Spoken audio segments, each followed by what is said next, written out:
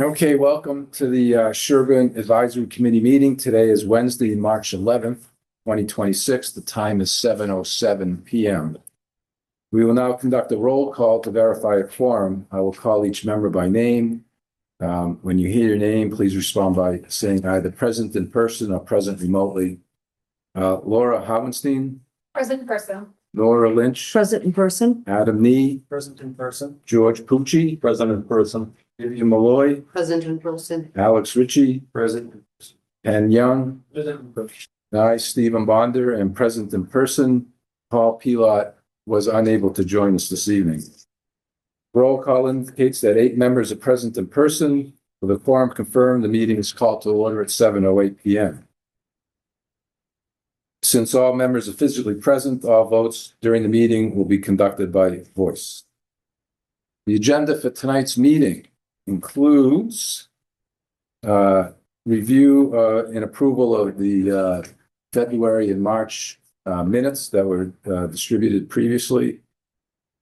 And these are not going to be done in order. Review the fiscal 27 Recreation Commission operating budget, capital budget, and revolving fund requests.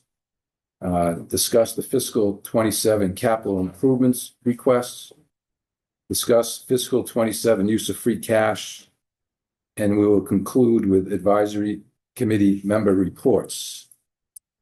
Are there any items to add to the agenda that were not reasonably anticipated at least 48 hours before this meeting and that require attention before our next scheduled meeting next Wednesday, March 18th, which we'll talk about?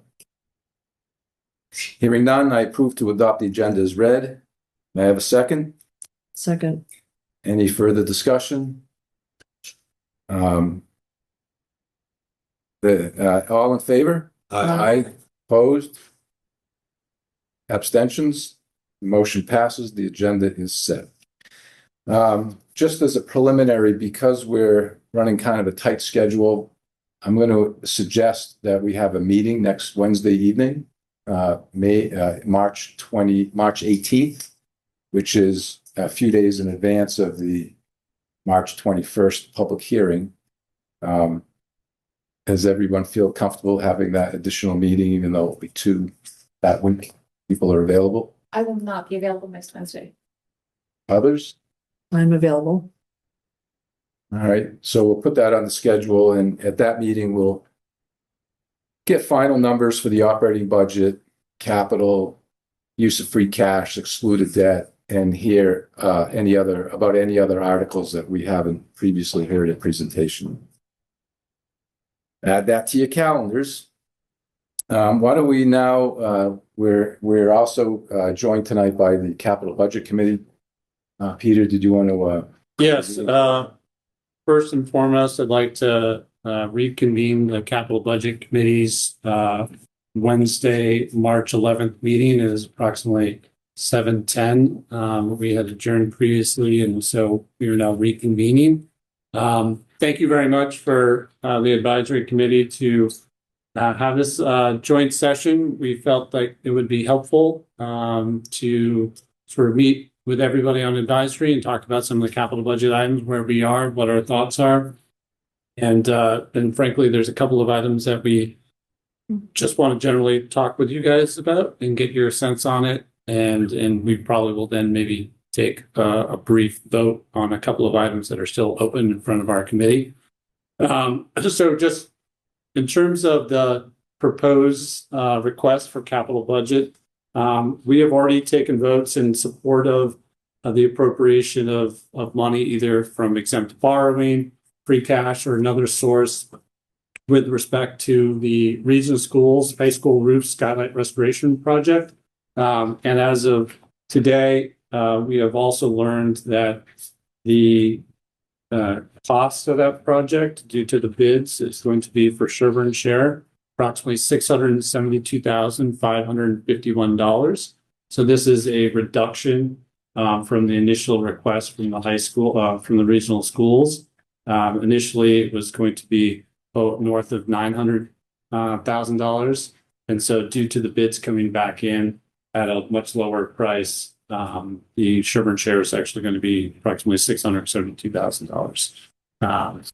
So we recently just took a vote on that amended or changed number ourselves earlier. Other votes that we were again supportive include the Sherborch School Pine Hill Water Supply Tank project for approximately $506,000. Then there are a number of ones that involve free cash. At least that was the proposal, and that's what our thinking is. And that's the police vehicles, approximately $75,000. The fire engine repairs, thermal cameras, and the self-contained breathing apparatus for the fire. And the fire hose and nozzle replacement. Those are all ones that we were supportive of, and again, using free cash for those funds. There's the DPW truck number 34, replacing that, $140,000. We took a vote on that, and we're supportive of that as well with the use of free cash. Is that a replacement or a repair? Truck 30. It's actually probably say both, right? Like a lot of the truck is probably like going to be replaced, but it is, I guess you'd call it a repair. All right, thank you. So there was roadway management for DPW. That was $450,000. When we took a vote on that, that was going to be out of exempt borrowing, but I think that's still a topic of our discussion that we want to address later on.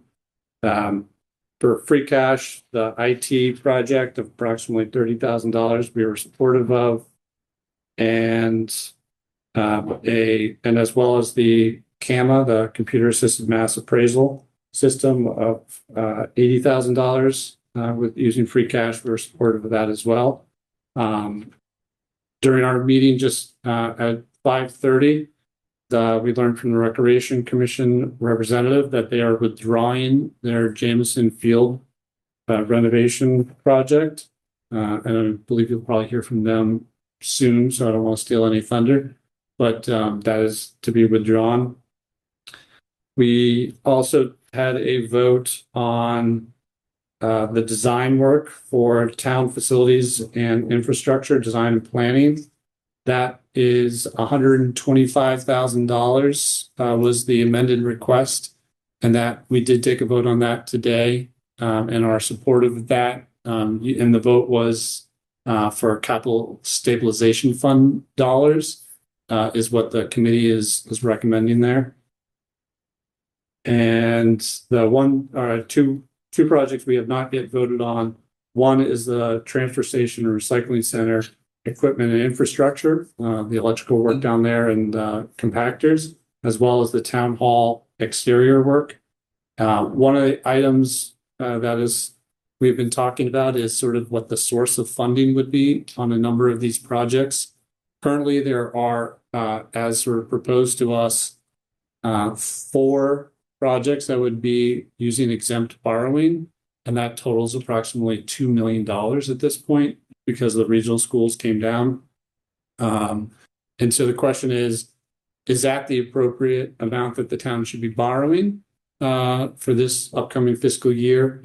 Or are there other sources of money that, either to defer a project or to use other sources of cash, for either free cash to the extent that it's available, stabilization fund dollars to the extent it's available, in lieu of that? One of the projects that generally I think that roadway management is something that we are trying to build into our town to fix our roads every year. And currently the request is for $450,000. And if you look at the capital plan going forward, it is something that is on the capital plan, or at least proposed to be borrowing money every single year. which incurs interest costs, obviously. Does that just drive it up? It's not like it's a one-time thing where you're borrowing money and then you're spreading it out over a number of years. But essentially, you're just tacking on certain amount of many dollars, maybe $50,000 in interest over the course of a $450,000 loan. I know Pam probably has better numbers. I'm not putting you on the spot. I don't mean to do that. I'm just saying that you could probably throw things out better than I can, but you're talking about now it's like $500,000 spending on it, as opposed to if there was money that was free cash, or if it had been free cash and moved into a stabilization plan. Sean had mentioned that if you do have free cash for roadway management, at least some component of it, then you're also, those dollars are quicker, more available during the construction season, so to speak. So I think if money is fungible, I would probably rather to use free cash for roadway management than perhaps some other project that which might not get started July 1st anyways. So I know that currently the recycling project is, there's been discussion that we should use free cash for that, which is $175,000. But if we were to borrow that money and use that free cash either somewhere else for roadway management, for example, that might make it available sooner. Or the question is, just with $2 million of borrowing, is that just too much? Because it's adding too much to our debt service. And it's, so I just want to throw that out for people's discussion. I think this is sort of a good forum to talk about, what's the appropriate amount of borrowing and, what's the best source of sort of money for even particular projects. They're not all created equal. Some free cash might be better than others. So I don't know how you want to handle that, Steve. Well, I think that what might be helpful is, since we have Sean here, you haven't yet voted on the recycling center. Correct. So why don't we do that? And then once we know all the projects, we can then think about funding. So I think the way we've been taking our votes is our votes will include funding as part of the vote in terms of what we are recommending to the town. So to the extent that we're going to have a discussion about source of funding, I'm looking around to my fellow committee members, whether or not it makes sense to have that discussion prior to the vote. I know that I'm happy to talk about, it's $2 million is too much to borrow, and we should be deferring one or both, or splitting the town hall project up. And Sean can speak more to this, whether or not you split, like the roof seems to be leaking and is the greatest priority, whether or not you split that up into two different projects, or roof and above, and then roof and below, below the roof and defer one to the next year as well. So to respond to that, why don't you do your process with respect to the recycle center, the 175? You can vote on your funding source, and then I think as advisory, we'll probably look at everything globally and also think about funding sources at the same time. Taking your recommendations into consideration as well. Okay, sorry, I didn't know if you were, so you don't want to discuss any of this before we vote, essentially, in terms of funding sources? I think part of this was, we're curious of what your thoughts were. My thought is you continue your process with respect to the recycle center, because is that your final piece? We have two. So And what's the second one? the town hall. The 400,000? Correct. Okay.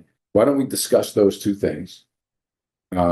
Whether you approve or not approve, you can decide how you want to recommend funding. And then once we have the total picture of the approved projects, we'll talk about projects and think about funding as well. But we're not going to vote. We No, don't I understand vote you just vote. on later. a program or anything. So I would recommend that you just continue on your process with respect to those two programs.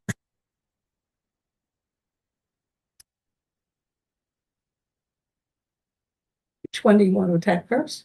Do you want to tap the recycling center in terms of what we think whether or not to recommend the project itself and the source of funding.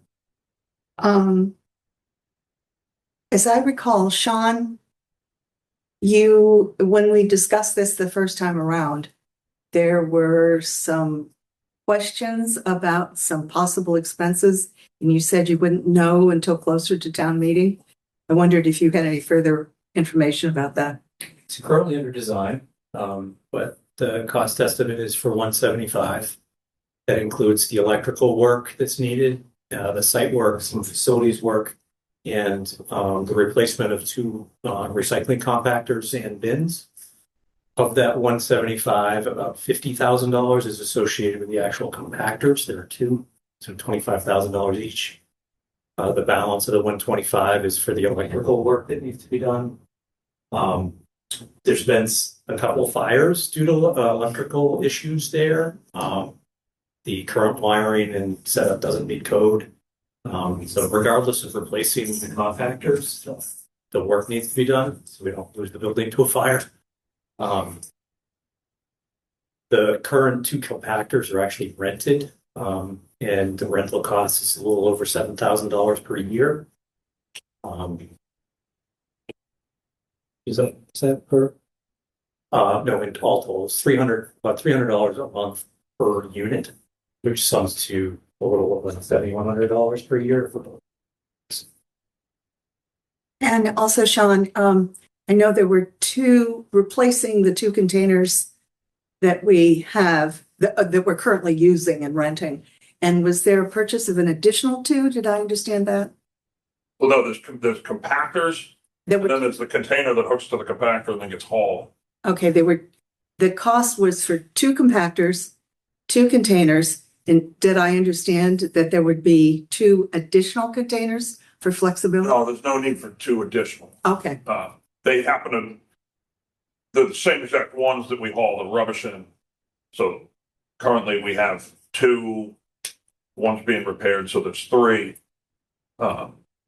Just for the trash, and then the 2 rentals. The 2 rentals go away, and we got to replace them.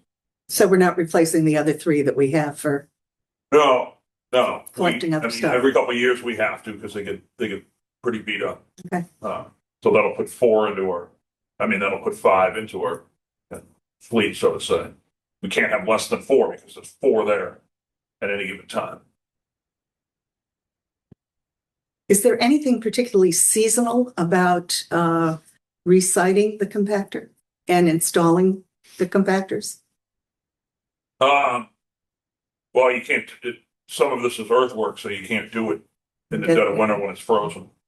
But there's no reason why we have to start it in April or, No, in fact, we wouldn't. The goal is to try and do it this fall before winter sets in. Yeah, we can't have winter conditions because we're going to lose use of all of the compactors. So all the trash is going to be going into open containers. Going to, it's increase the hauling while we're doing it. It's going to be a little bit of a nuisance for residents. It needs to be done at least in good weather. Thank you.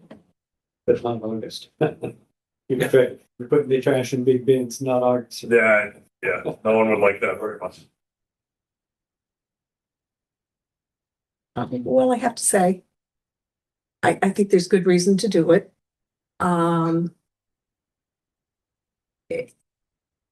I see no reason why we couldn't, there's no reason to use free cash so that it could begin early.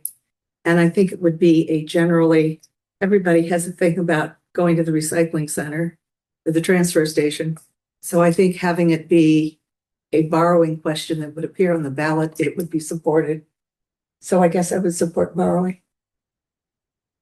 No. I would also support borrowing on that one. Okay, so, do you do I hear a motion on, this item? Okay. Well, I'll, I make a motion to recommend favorable action and to borrow, let's see, what's the amount that we're looking at? One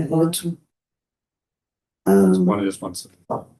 $175,000 for the purpose of replacing recycling center equipment and electrical infrastructure. A second? So all in favor of recommending to the town to appropriate it to exempt borrowing $175,000 for the recycling center, transfer station, electrical infrastructure, and equipment projects, say aye. Aye. Aye, 3-0, it carries. Can we just, advisory group, while we're on this topic, just have some questions? Any questions from the members? Adam? Aaron, would you say that the current situation is a rental for $7,000 a year? So you're renting the compactors, but with the crazy electrical work that needs to be done? Yeah, the electrical work is all on facilities the town owns. So regardless of replacing the compactors, the electrical work needs to get done. It's a safety issue. So this is going from presumably renting new compactors or other compactors to buying and maintaining our own compactors? Yeah, the current compactors that we rent are aging. Can you recall how old they are, Sean? At least a decade old. So the project itself was born from the need for the electrical upgrades. We were shut down and running on a generator for over a month, a couple winters ago. We had a dead short in our underground feed. So it's not just restricted to those two compactors. The entire setup up there, which you don't really see the bones of, but there's all the equipment for the compactors. The electric is up in the shed where the guys are, where they operate them. The electric to the other little office shed that's there. All that has to get replaced. None of it's Dakota. Put in the early '80s. There's damage. There's water damage. So that has to get done. It's timely that we get E.L. Harvey's equipment out of there. We're beholden to them because we're renting their equipment. So, we're pretty captive to our vendor. E.L. Harvey is a materials processor. So since we're renting from them for these compactors, we're kind of stuck with them to bring our recycling to. There's other vendors that we could explore if we did not have this rental agreement. So for the discount of 7,000, you're then potentially paying more in hauling, or could be, or at least you can't be competitive. No, hauling is going to be the same regardless. Or Yeah, we haul. rental fee. We haul it anyway. And there's no, has there been an exploration about renting new compactors instead of purchasing new compactors? The simple payback at 7,100 for 50,000 is about 7 years. So in 7 years you own them, they will last longer than 10 years. So seems like a wise decision to own them and stop paying the rental fees, and then at some point, And we didn't that's there. go into a rental agreement on purpose. We don't actually have a rental agreement. What we had was when recycling was very lucrative up until about 5 years ago. Companies would they installed those. They paid for the install. They brought them in because we were making money on the recycle. They were paying us, but that has flipped on its head. So once they reassessed everything and started charging us, they also started charging us rental on the equipment. As kind of an invite to do something different. I was under the impression that they would sell us that equipment, but they had no interest in doing that. I mean, it's likely that another vendor, the rental is going to be similar, if not more. Yeah, because it's less lucrative for the recycling. Yeah. Okay. So I think the present day value makes sense. The one sort of small derivative benefit is that you are sort of moving something out of operational annual expenses in theory. And to the extent that matters, that is an upside. But regardless, the present day value makes sense over the long haul. Okay, and we maintain we'll maintain these compactors, or is there like a Yeah, and warranty or? they'll come with a warranty. And they're, these are the same compactors. The ones we're going to purchase are the same units that we have that compact the trash. So physically the same.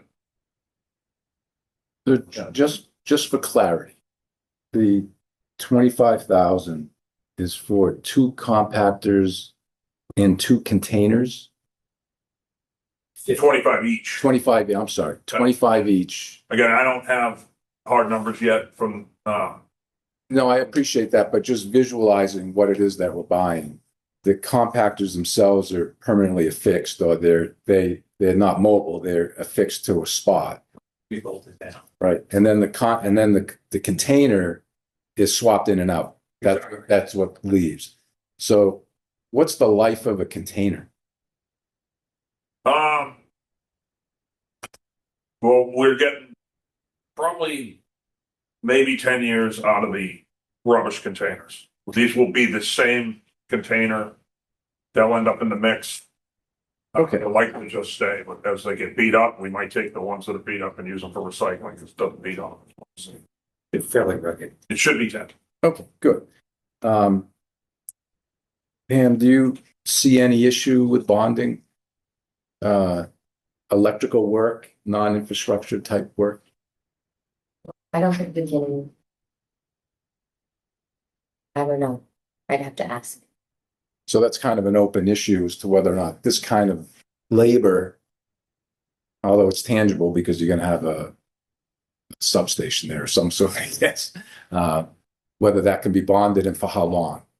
Because we might be just swapping the rental for debt service. So the impact to the appropriation, it probably is, we're probably the increasing appropriation because the debt service will be greater than the rental. Because so can we, maybe we just need to research that, whether that's a bondable project and what the life would be. And then one observation and request. The select board have to vote the ballot measures that are going to be included in your election. It's on their schedule, it's on their agenda for tomorrow night. They currently have 6 ballot measures for exempt borrowing. So you have a quick fuse. What are the 6? You have the two school, and what else? And one of them's been taken off. Yes, well, that now 5. Yeah. Okay, so you have 2 schools, roadway building. That's 4. And the town hall. Yeah, and we have the 2 schools, town hall at 400, originally 400, and now an original Jameson and the roadway. So there was 1, 2, 3, 4, 5. Taken one away, that's 4. So 4. So you need us to make recommendations on these 4 tonight? Well, if you're changing the funding source, that changes the need for a ballot measure. It would be ideal to be able to have a select board vote. Ballots need to be. If the recycling is borrowing, Yes. recycling center, that would be number 5. Right. Yeah. Advisory It's committee. interesting that they haven't run for a vote, but we don't know if it's appropriate to Right. do it that way for Yeah. the wiring. Yeah, right. Well, it was just something new that came up tonight, so it's hard. Advisory committee members have any thoughts on funding source, whether it's free cash,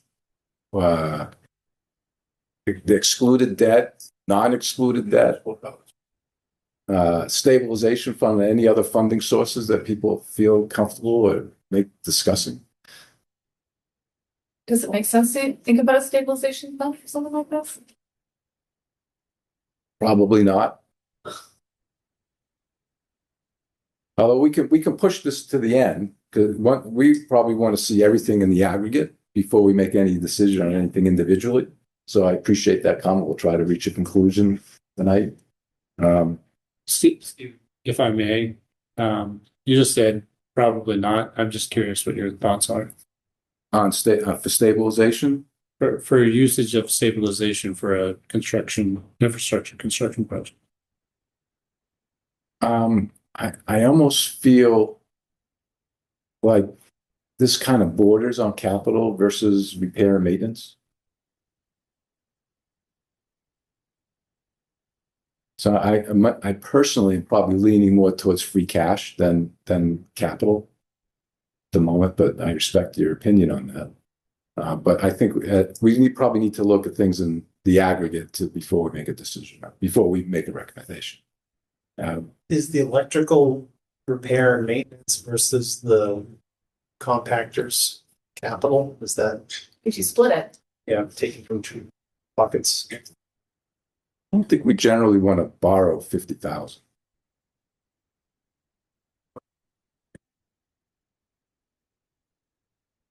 Did you have a recommendation, Jeremy, or no? Free cash. Yeah, that's what I'm for. Free cash. That would be as well. Sense. All right, but I still think why don't we see everything in the totality so we can put it in context. Okay, back to you. Sure. So we have one more that perhaps we want to discuss, and that is the town hall exterior project.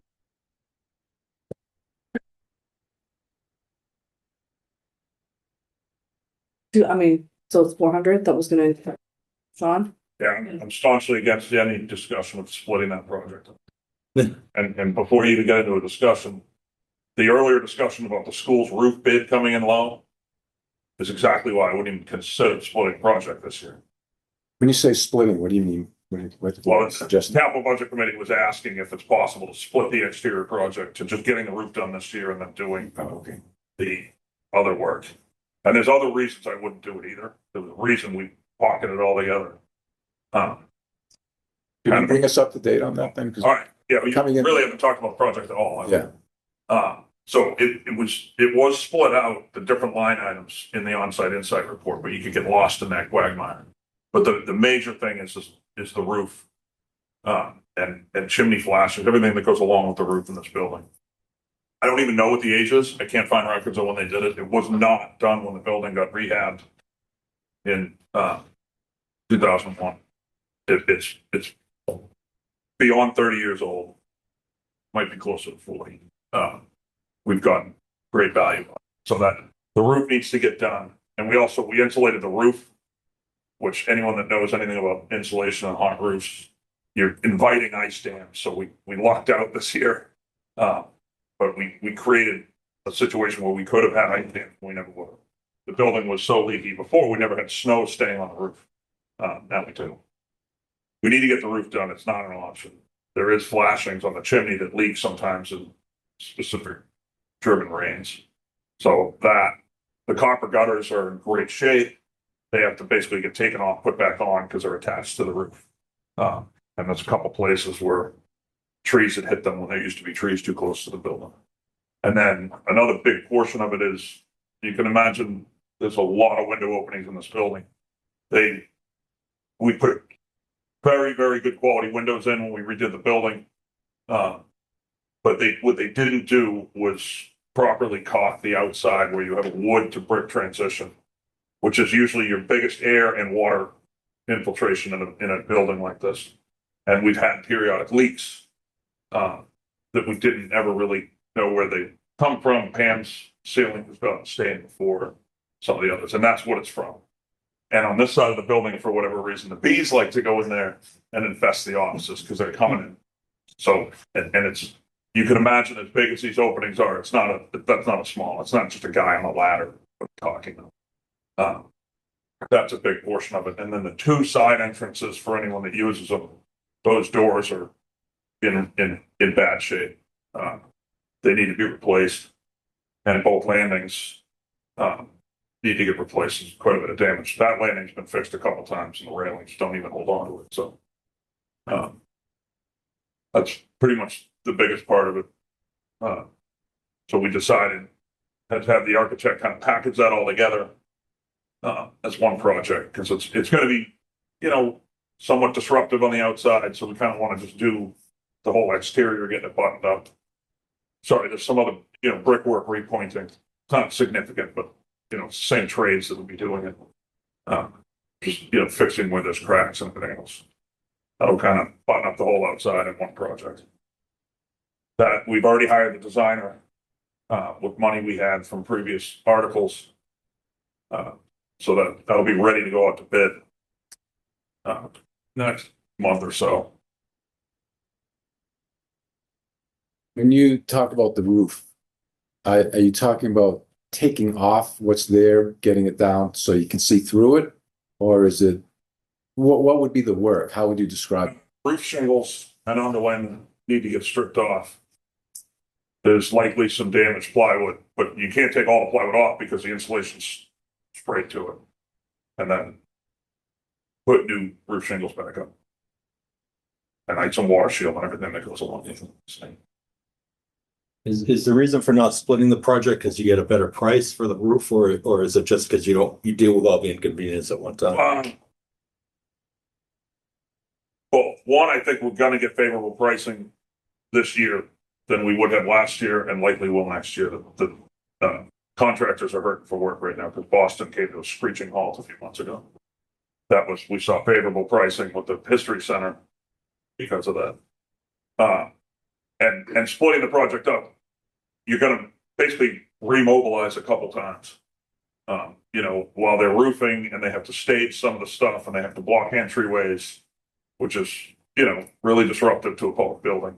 You have to do the same thing when you're working on the window openings and working over people's heads. So it's best to just, for the public and the workers here, it's best to bite the bullet at once, but cost wise, obviously it is as well. And just to remind folks, the original capital request for town buildings was 1.2 million. That included work for the replacement of Fire Station 2's roof, the replacement of the windows at the fire station headquarters, and refitting the locker room in the police station. Those were all recommended as part of the study that was commissioned from funds received at last town meeting. Had suggested that the first year of capital improvements for buildings should include all those projects, and should be of 1.5 million almost. That study also recommended that an additional $200,000 be put into your operating budget to maintain your capital or to your town buildings. We've come back with a scale back approach to both this capital request and the operating budget. However, the needs as pointed out in that study are there regardless of whether you fund them now or later or never. Mm-hmm.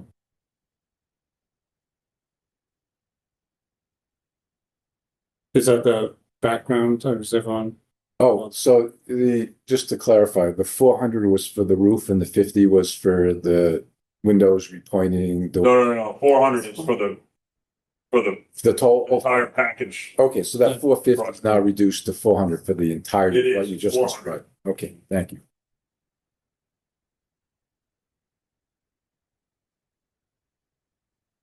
Any other questions from advisory? Back to you, Peter.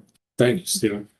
All right, so I think we've had a fair amount of discussion about this, and I don't know if someone wants to move or to recommend or against, or and also to include what type of funding source. If there's any other further discussion. I can lead at least the discussion on funding sources. So again, we sort of tabulated this up earlier. It's about $2 million, not including the recycling center.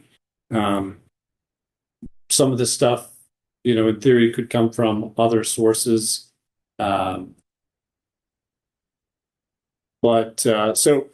in terms of free cash balance, it is substantial at the moment. I do believe that there is designs and ideas on how to use the free cash that would approximately take it down pretty close to the 5% sort of threshold, which people have said is you definitely don't want to go below that, and also could impact bond ratings.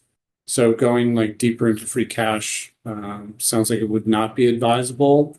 My understanding is that there is money that will go into the capital stabilization plan, because at least it's been earmarked under some of the proposals, but that money wouldn't be available, I don't believe, until fiscal year 28 coming out of the capital stabilization plan.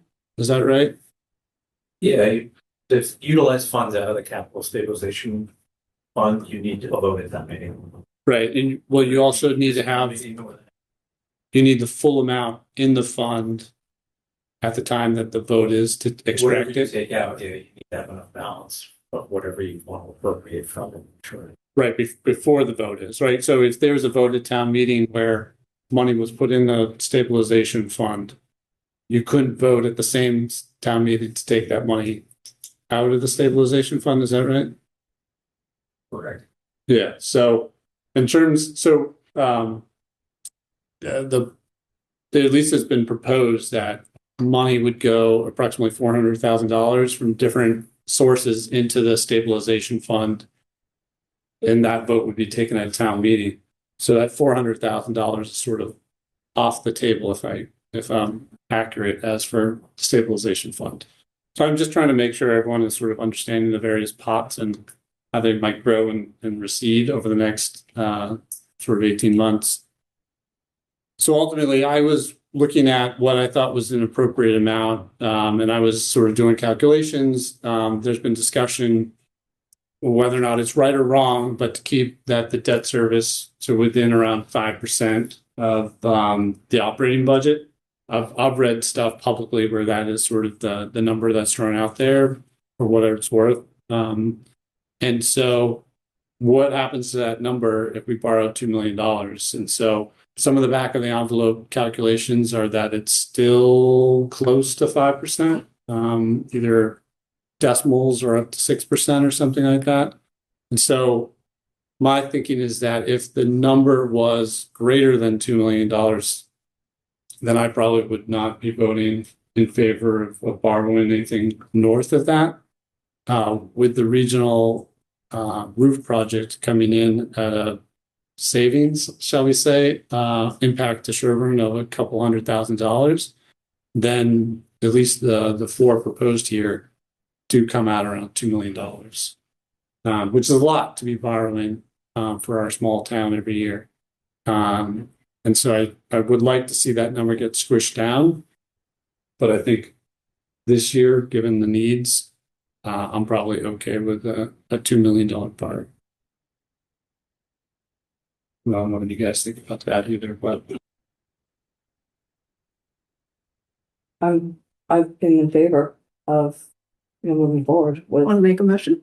I make a motion to approve $400,000 to be used for town hall building, including the roof. Oh, that sheet. I want to say town hall security project. Yes, I want to be for the town hall roof and exterior project. $400,000 from excluded debt. Exempt that. I'm sorry, exempt debt. Exempt borrowing. Do I hear a second? Second. All those in favor of recommending to the town to appropriate $400,000 for the Sherborch Town Hall roof and exterior project through exempt borrowing, say aye. Aye. Aye. Aye. So carries 3-0.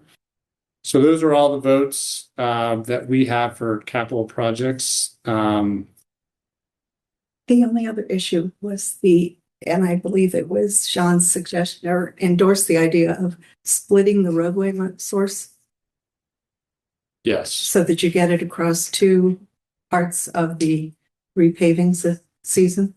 I'm not sure that even needs to be decided. It's gonna be on the ballot, whether it's split or not. Well, it still have to be decided so that the town would be appropriating free cash in lieu of borrowing. So that would have to be in the ballot. I would Not think the that's ballot, likely. but I would have think to get- that into that decision for everything else. Sorry, what did you say, Sean? That would probably be the last thing you would decide. I would honestly think. And I've sat Even if through a bunch of portion these of it conversations. is gonna be from exempt borrowing, it would have a ballot question. The ballot question actually doesn't include, or it actually can't include the The dollar. dollar amount. May I ask a question? And I don't want to take too much time on this, but at what point do we begin the discussions that roadway management becomes an operating? Right now. Every year before you put out your guidance letter.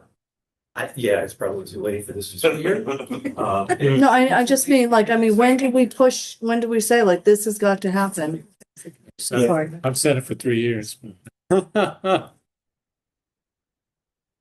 looking at an override in the near future, Mhm. would be part of that conversation. It's probably the only way that you're gonna create levy capacity is for, is an operating override that includes that amount for road maintenance. Reality of where your budget's at. Mm-hmm. I mean, it just seems, in theory, you're borrowing money to pay your electric bill. So, okay. Were you, had you already had the discussion about the 125,000 for design plans? I want to bring that up as, We did have that. I can give a greater update on the discussion there.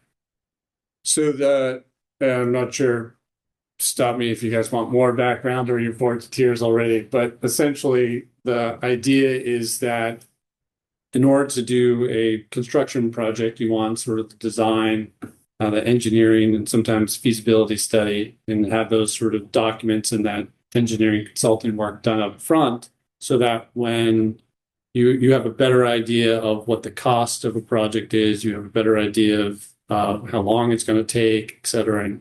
And so the idea is that you get this stuff done ahead of coming to ask the town for the full amount. So a lot of the sort of background work is done for projects that need to be done. And stop me if I'm saying anything wrong, Sean, but essentially working off of town building needs that are supposed to be done, or at least observed by the consultant for the on-site insight, that should be done. And so trying to identify which projects are going to be done first and by priority. And so get the design work done one fiscal year cycle ahead of then asking for the town.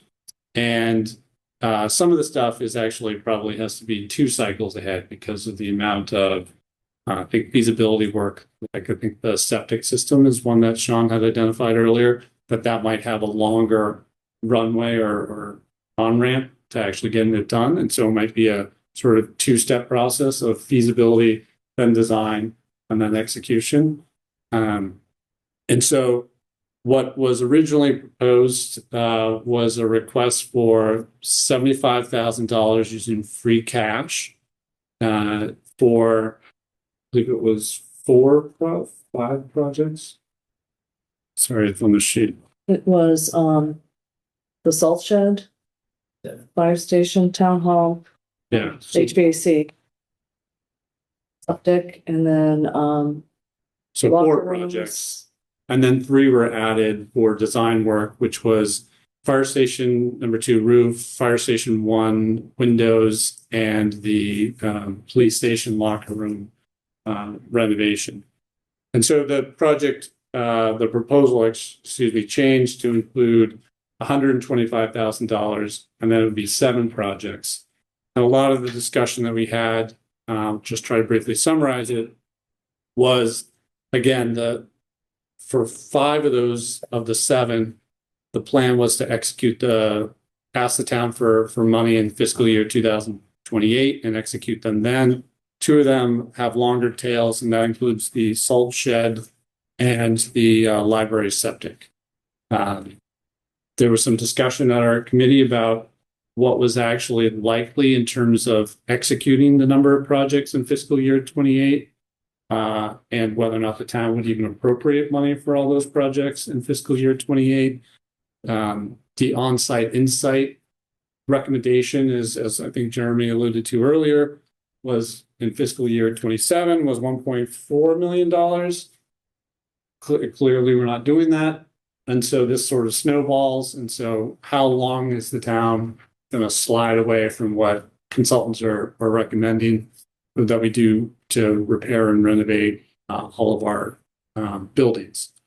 And so ultimately, the motion passed to support it, 2-1 vote. And it was also to use capital stabilization funds, was an idea, and that was supported. And so that's, where we ended up as a committee, is that we're endorsing it.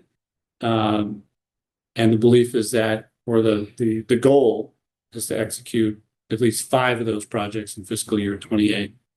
My personal view is I'm not sure if that's going to fly with the town, but the view is that a lot of the design engineering work has a shelf life. So if you didn't do it in fiscal year 28, but you did it in 29, you could, in theory, still use some of that stuff. And you also talked about capital stabilization fund use. Yeah, so personally, I'm not in favor of using it for something that seems to be recurring. I think it was capital stabilization is to smooth out those peaks where there's a big building or project or something, as opposed to a $125,000 project where it's relatively small dollars to doing, even the roof of the high school. And so that's also something I'm not necessarily in favor of doing. I'd rather see capital stabilization fund used in a different way. But, it's a democracy, 2-1 that wins. As you can no doubt tell, Peter was the one. What was your result? You were in favor of it? 2-1. 2-1. In favor, 2-1. 2-1. And funded by Capital stabilization. Okay. advisory committee member questions? What would the 125 buy us? Biddable plans? What would it do? What? What would it buy us? What is 125? We spend 125,000. What's the thing of value that we get in exchange? It's going to get you a majority of those projects either bid before town meeting or at least engineers' estimates, depending on where we see this going in January, February, as we're ramping up towards it. If that makes any sense. They won't all be ready. So 5 of them may be at the bid stage. 2 are study. Yeah, they're multi-year things. The septic system investigation for the library septic system and the study of public works would not prove out to be biddable plans. It'd be more study to inform possible in future. But those plans that are biddable, the timing of when they get executed is not really that relevant. They can be put on the shelf and hopefully they'll be relevant at some point in the future. Exactly. And then we'll feel that out as winter comes a year Plans from and now. specifications can certainly put on the shelf and then be bidded some other time. If we do end up bidding, there's only a certain amount of time we can hold the bid for. Right. So the bid number is informative, but if we have to let it go, then we'd have to bid it again. Just as a general question, the police station locker room, did you have any feel as to what the cost of that would be? Just generally? 200,000. Well, we originally had it in here. It's 200,000 on your sheet, Sean, Yeah.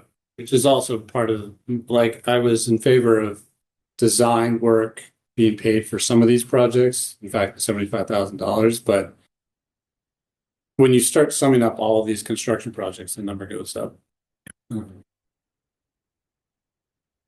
Okay. Other questions on 125?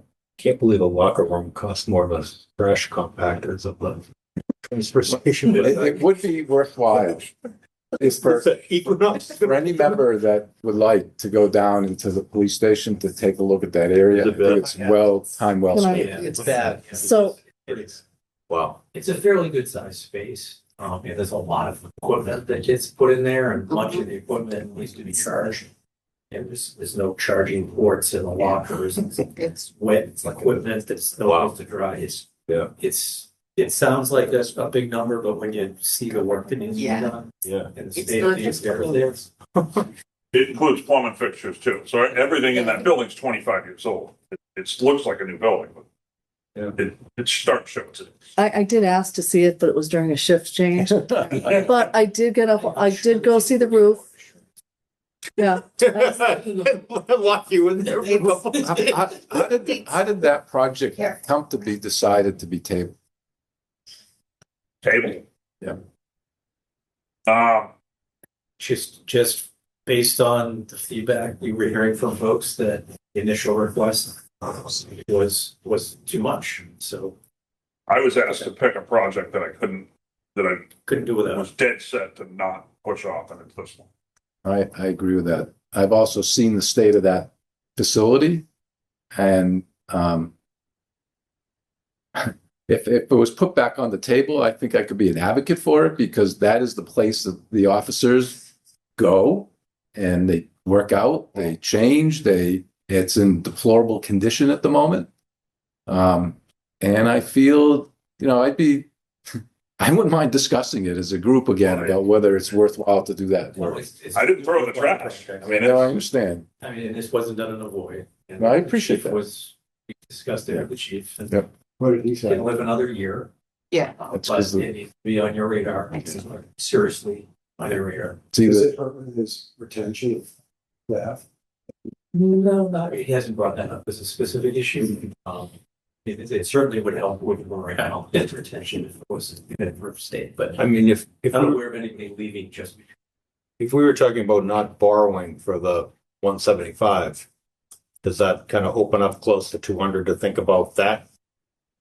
Going to the borrowing or not? do you have the spreadsheet that I sent you to the group that we could perhaps put on display? I have the one that Deb and I prepared, which is essentially the same. I think when I emailed everybody stuff, does anybody have it that maybe that's in Zoom that they could share it? While somebody's looking, I just want to kind of throw this up for a minute. And I know this is going to be a lot of numbers, so bear with me. Yeah. While you're looking. Yes. Well, this one, it's the one that emails you. how long would it take? It's this one. I don't know exactly what the latest is. You got that? Okay. Chief Would you be able to display that? But projection wise, it'd be, so I was thinking at least probably a month.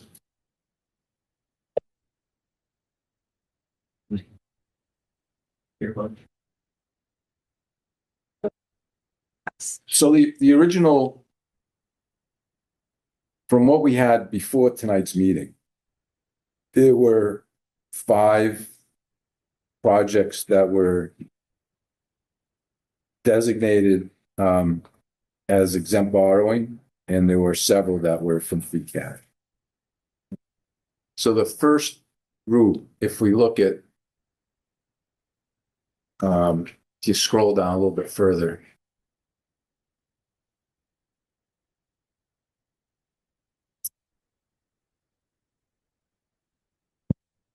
so that group there, oh, you just went by it. And so that group added up to the 2.4 million, 2,433,250. That was the original exempt borrowing that was on the capital improvement plan that Jeremy had circulated on March 4. So that, if we now adjust for the high school roof, that's declined by 254. Taking out Jameson Field, that's the 100. The town facilities, it's been suggested that be 5, it reduced by 50 and then add 125. So that number would become 525. So that would add up to 2,153,000 for exempt borrowing. On the free cash side, at the top of the page, we have the overlay release. I should have said release, not increase. Sorry about that. Of 300, and there's a lead certification available for another 100. So that's adding 400 to free cash. It's been suggested, this is just a draft, consider that 400 go into capital stabilization, 50 into general and 100 for an additional OPEB contribution. On the far right are the numbers from fiscal 26, just so you have it for comparative purposes. We have a supplemental budget coming out of free cash, 350 for fiscal 27, 147 for fiscal 26. And then the 727 of capital, if you scroll down, there's the 727 is now reduced by 125, so it will be 602 coming out of free cash. So that would make the total uses of free cash $1,502,000 for a net decrease of the year of $1,102,000. Now, consider that free cash will go up by the excess revenue over expenditures for fiscal 26, theoretically. So the free cash does not decline by $1,000,001 because it's replenished by, I'll call, net profit for the year. Am I accurate in that, Jeremy? That's correct. Okay. And then if we go further down, we have some guidance or financial policies that have been adopted in town. We try to keep as a target free cash to be about 5%. And I gave you some information about the general stabilization fund and what the capital stabilization fund is and what the debt balances are. At June 30, 26, debt should be about $14,790,000. During fiscal 27, we'll pay down close to $1,500,000. And the additions, that's what the proposed number was before any changes.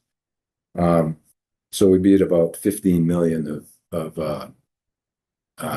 long-term debt at the end of fiscal 27. So one of the things we could think about for free cash is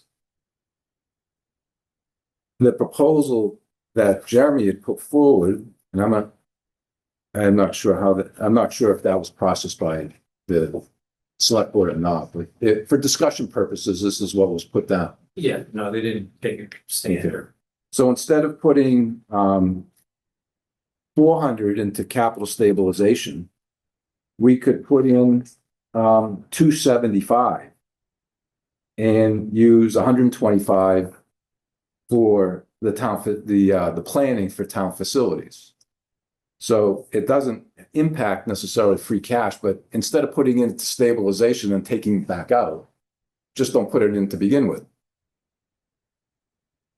Sean is pointing at me. Yeah. I was during our capital budget meeting, we were talking about what the sort of requirements are to move the money around and how many votes you need in order to achieve that. And so I think Pam and Jeremy were basically saying that the money for the overlay release and the lead certification, there has to be a vote for it to go anywhere.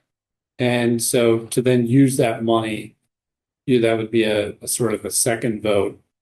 And you can't use the money directly. So I think what they're balance in the capital stabilization account. Yeah, it's 500,000 or something.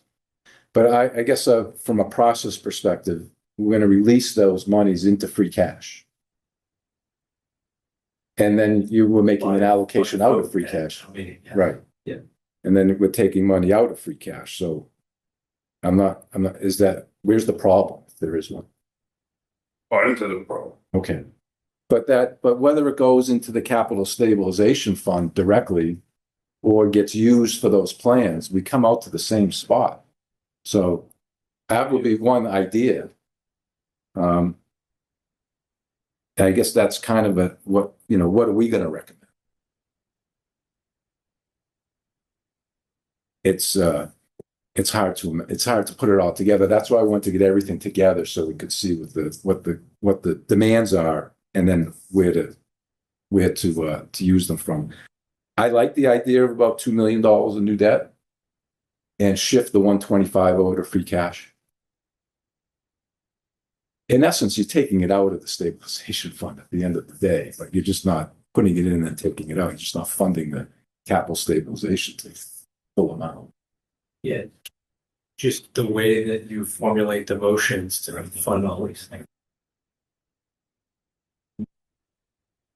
There's been some discussion, I think, or thought about that plans should come out of capital stabilization because it's towards a much larger project. And we haven't, I'm not sure if in the past we've had appropriation money available to spend on plans so that when a project is proposed, we have a firmer number because we now have the plans in hand. And Sure. So, So it has that.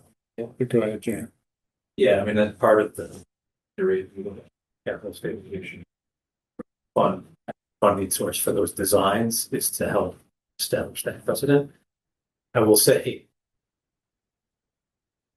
it's going to be a more complex motion at town meeting the way you're proposing it, as opposed to just having the funding source for those designs be the capital stabilization fund. say why? Because the various motions at town meeting will have to include a funding source, and so if you're utilizing free cash, you still have to have those monies moved somewhere. It's just going to be more complex. As opposed to taking it out of capital stabilization? Yeah. Which may not be, It's a simpler method to have this one article that where you're appropriating things into the capital stabilization account. It's Right. one more article. right. Then you have capital articles that include the funding source. So the way that the suggestion is to simplify each of those articles motion. Well, the 125 the motion would be to take it out of free cash. But I kind of like the idea of setting it up as the first year to say, we're doing it from capital stabilization, so there's no confusion about the policy going forward. So I kind of like that idea. I'm sorry, Jeremy, if I may, Stephen, why do you say it's, because typically it's like we're appropriating money for free cash for the following like 6 items. Yeah. And one would be the design, engineering, and feasibility studies. Like that seems relatively clean.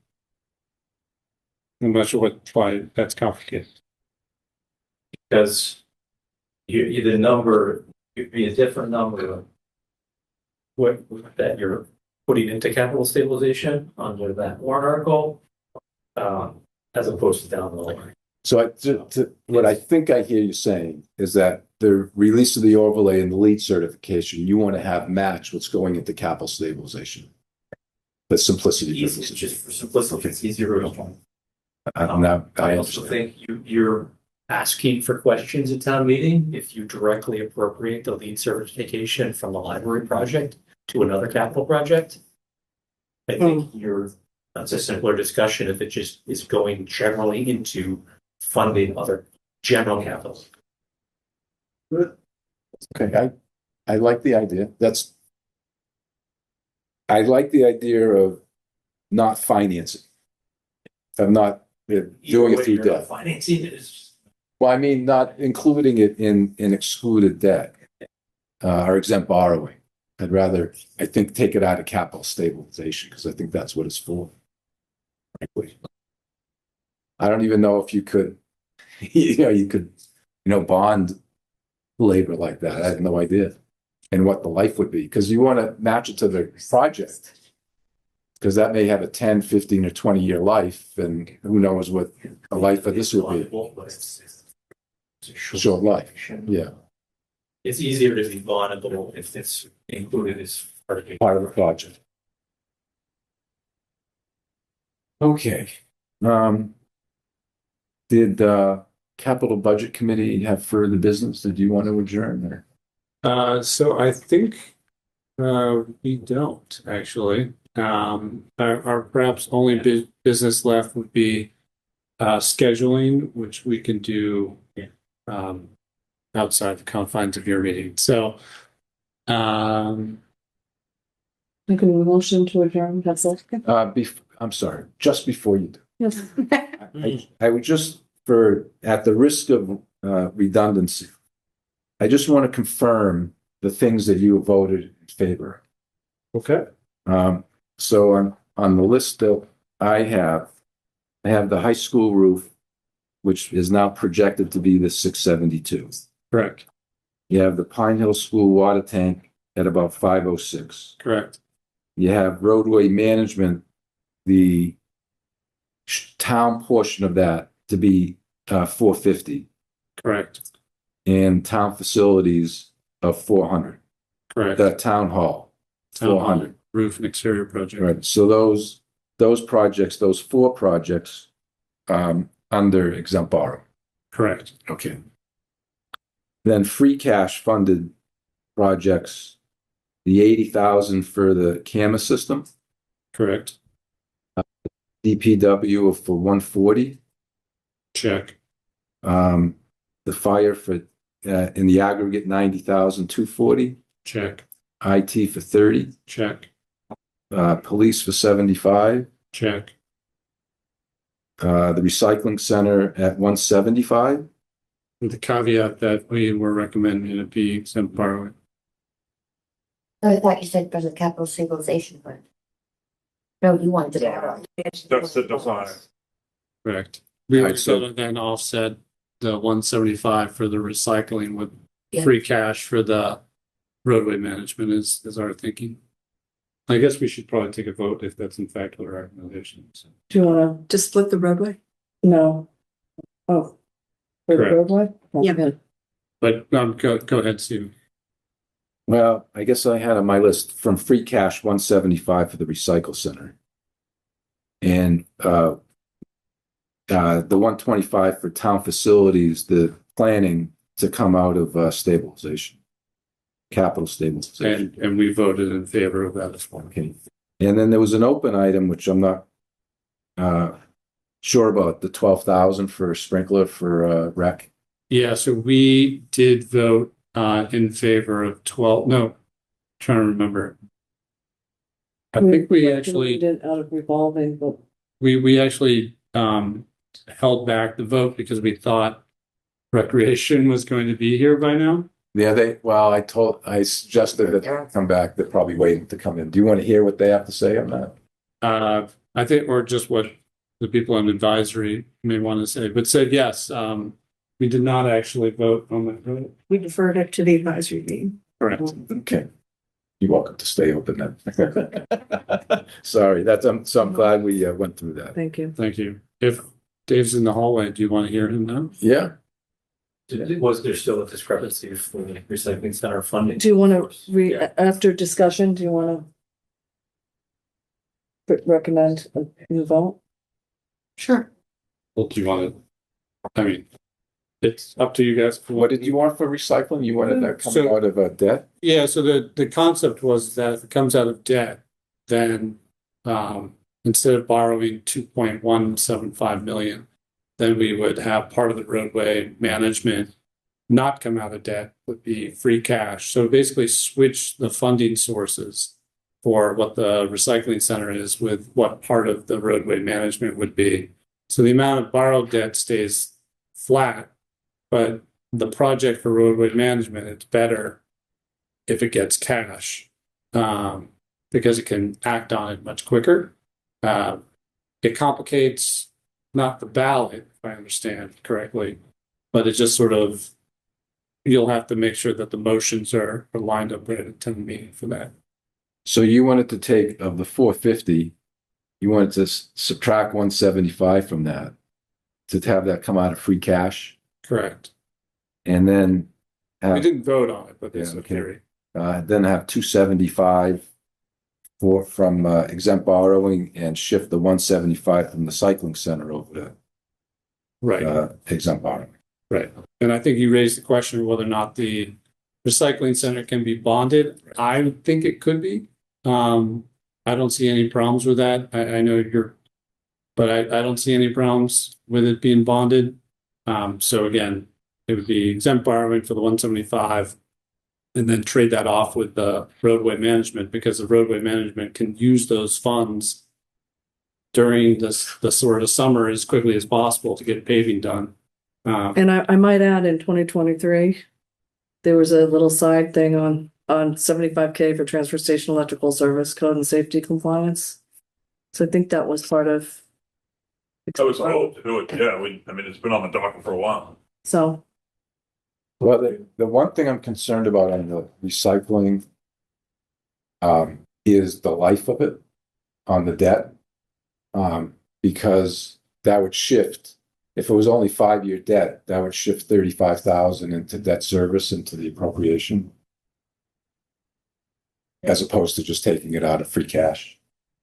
Yeah, no, I understand. I mean, it sounds like the stuff is at 10 years. It's at least. Yeah. And the upgrades are probably 25. Any building upgrade. Yeah, it's probably at least a 10-year borrowing. And the roadway is what, 20? It is, the aggregate of that project does seem to be borrowable. And the roadway is 20-year life. Yeah. You don't know.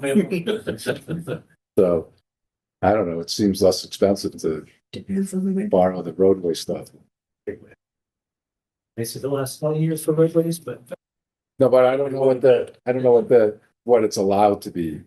We do 15 on the roads.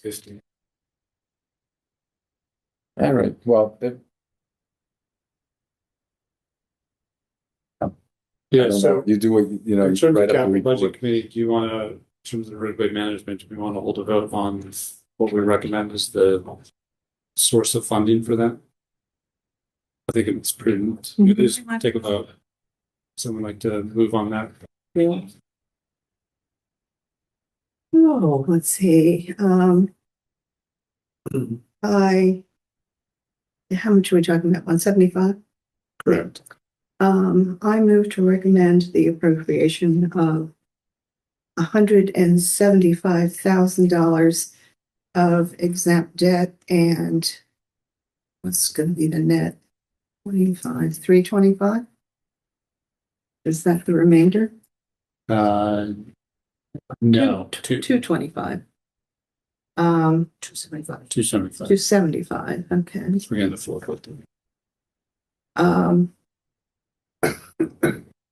A free cash for roadways management. Do I hear a second? second, So all those in favor of recommending to the town to appropriate for the roadway management project $275,000 from exempt borrowing and $175,000 from free cash, say aye. Aye. Aye. Carries 3-0. Thank you, Stephen. I think that should be the except for the rec commission, the last of our business. Good. Excellent. So Dave can come in, if we can find him. Wait, it's like that. This is 175 and 275, that's 450. yeah, Like, sorry, but it's 450 for roadway man. Oh, that was 400. No, it's 4. town hall is all the. Diane, now that you're on, please make note, we need to change the ballot draft for the select board meeting next, tomorrow night. We need to add an item or the recycle center. What then? I made a note, but I'm asking you to remember as well. So we don't forget.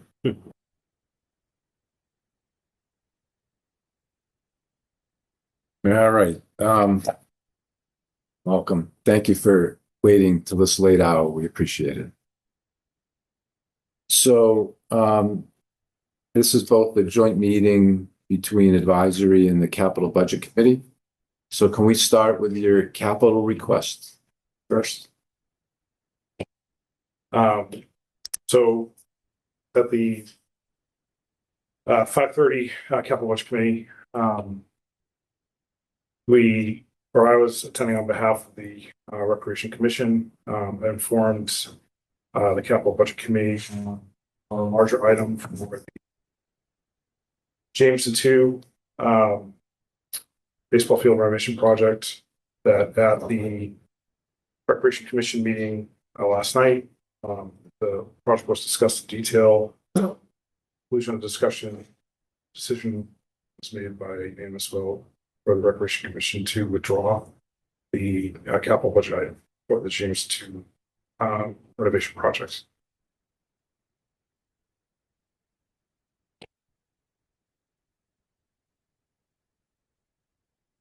And did you have another request? There was something about a Well, rumored about a sprinkler, or Yes. not quite clear on that one. On a secondary item that was initially part of our operating budget that was initially drafted at the end of 2025 that we pulled out because it seemed more like a capital budget item, was a $12,000 sprinkler that would connect to irrigation system that is relevant to the oil field facility. And so that was the second. That's still a request? Well, it was a request. I'm not sure at this point. It still is before the capital budget committee. It was term on discussion. I believe So we didn't actually take a vote, just to clarify. No, so the $12,000, it's sort of a non-recurring large expenditure item, which I guess historically at this point, the capital budget committee has weighed in on. We did not take a vote during our meeting because there was a lot of discussion about whether or not this $12,000 should come out of free cash, should it be coming out of the revolving fund of the commission, or whether or not it should be paid through operating budget funds that have been allocated towards the commission. And so because operating and revolving is much more of a purview of advisory, we thought it would be helpful to hear advisory's discussion about the operating and revolving funds before we actually took a vote on whether or not the $12,000 should come out of free cash, or if it should be coming out of revolving or budget. I'd like to know why it didn't come up that it would come out of operating or revolving out of your end. at the time was a suggestion that was made, so we just wanted a suggestion. It wasn't a. It was, I guess, when we're reviewing the budgets at the end during the month of December. It was Ed, myself, maybe Jeremy, Diane, and Deb. Maybe it wasn't determined to come out of free cash necessarily. I mean, the funding source was considered to be TBD at that point. I don't recall exactly, but Jeremy made the point that if we're looking for areas to save on the operating budget, that would seem like a prime candidate, considering it seemed to be more of a capital piece of equipment than an operating expense. And so it was pulled out of operating because of that, with that rationale. Maybe the exact source of funds wasn't determined, at that point. And then why not revolving? I mean, It's a fair. In the grand scheme of things, it's a relatively small expense. Right. Some other things we've tried to put through revolving. and you did get the other one for 12,000, right? Well, The second We one, are going to, within this fiscal year, get the other one for 12,000, correct? and that's coming out of what? Ultimately, the way things are shaping up, it's probably gonna be out of revolving. Okay. So there'll be two $12,000 sprinkler, movable sprinkler things. I don't know how else to explain it. Yes, and so if, ultimately, if that's, deemed the best, way to fund it, or that's the recommendation, given the dollar amount, given the other things that are out there, I'd follow the guidance of people who have far more experience than I do in these matters. And did you have a question? Yeah, what is the the current status of the irrigation project, and do you have a sense of when it will come on board? So work was done before the ground froze on the portion of the irrigation parts that was put out to bid to lay the conduit. And this is the work that's most disruptive to the surface closest to the athletic fields. And so we tried to get as much of that done before the ground froze and snow, and this, we didn't know the snow and ice was coming, but it eventually did. Where we stand now for the next phase of the project is, the next major piece to be done is broken into two pieces. One is, from where the power comes into the street, up to where there's gonna be a panel. There needs a trench, needs to be dug in through the parking lot, so it's again outside the athletic fields. That'll have to be done in the spring once the snow and ice is cleared. That's one piece that will get done this spring. The other piece that will get done with this spring is up on the hill where the pump station and storage tanks will be. That is a singular unit. The pump station skid and then the three storage tanks will attach to it. Those have been ordered. There's a long lead time on those, roughly 8 to 12 weeks. They're expected to arrive by the end of March, beginning of April. That work is expected to be completed by the end of May. So the only wild card, aside from that work that's still out there, is Eversource and the transformer and when that's going to be installed. We don't have it. We don't really have to do that, right? No. So I received from yesterday from Deb, this was updated as of 3/4/26.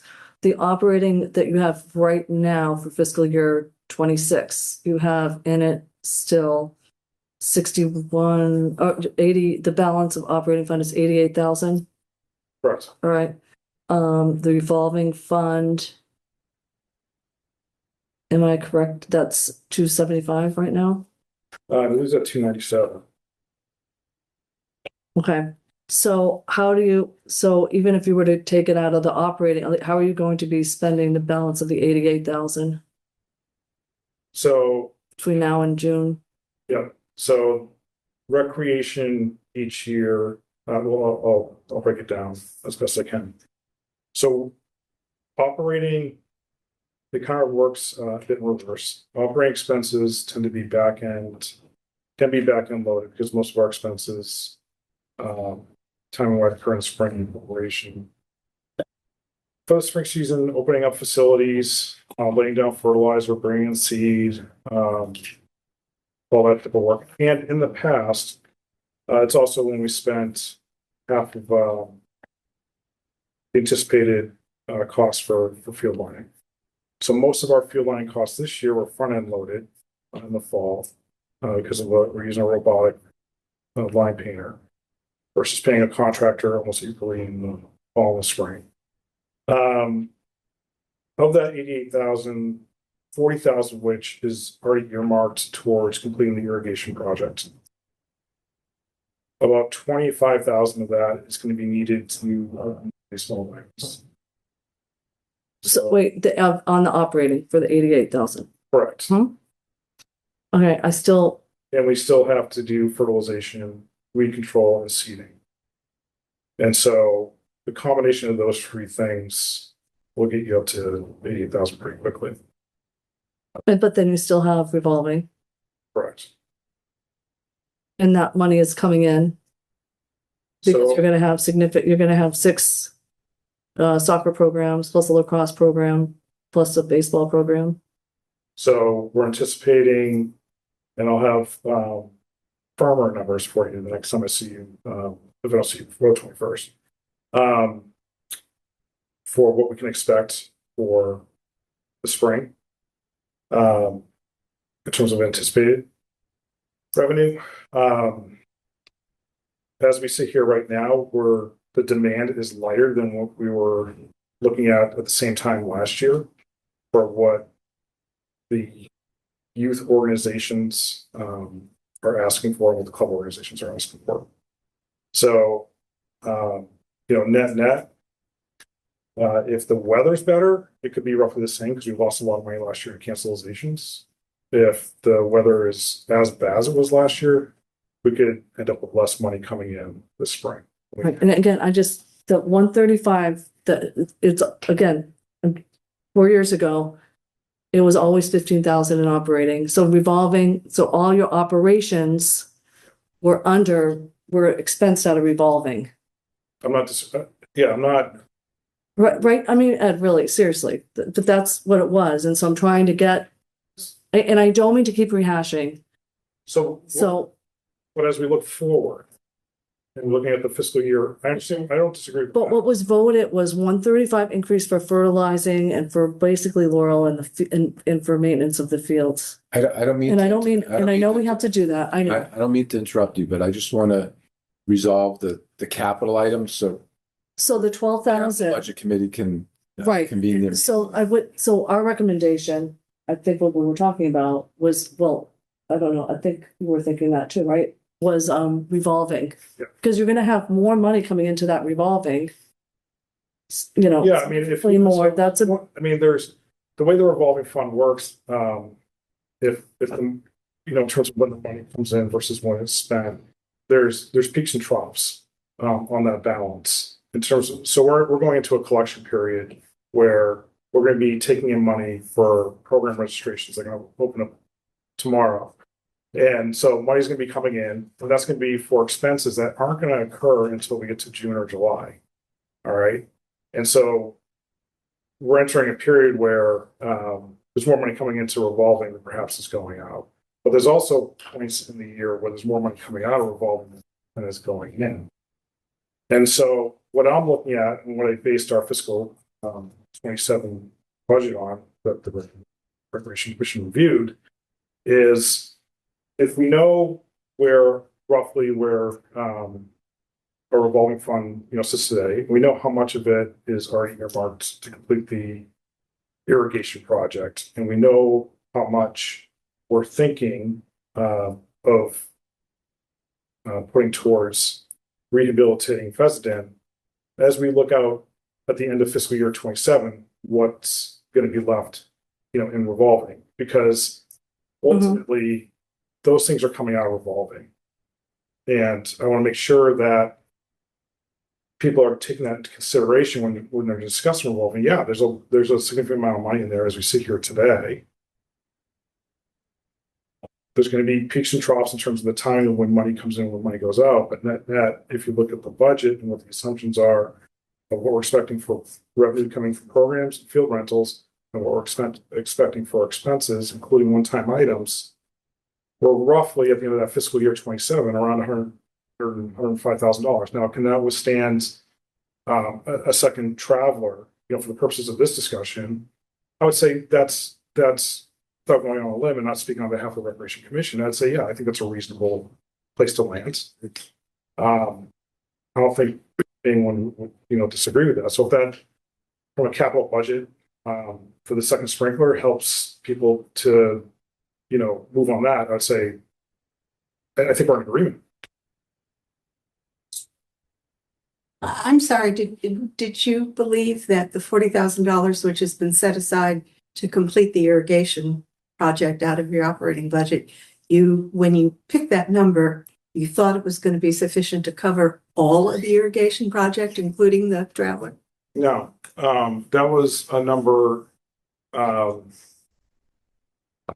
where that number came from. When it became evident, this was going back to late 2024 and early 2025, when it became evident as the estimates that were coming back on what the things were going to cost to complete the irrigation project, and one of the major ones being from Eversource.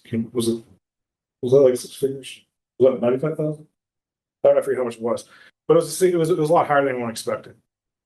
And so, looking ahead, we weren't at the end of the project yet. Looking ahead and what still needed to be done, it was pretty clear the project was not going to make it to the finish line, which is relying on our funds that had been earmarked for it to date. And so the Recreation Commission came up with a budget that pulled together partly out of operating, partly out of revolving, using up the rest of the ARPA funds, how to get the project to the finish line. And that's where that $40,000 number came from. And what was set aside to come from the revolving fund? I have that.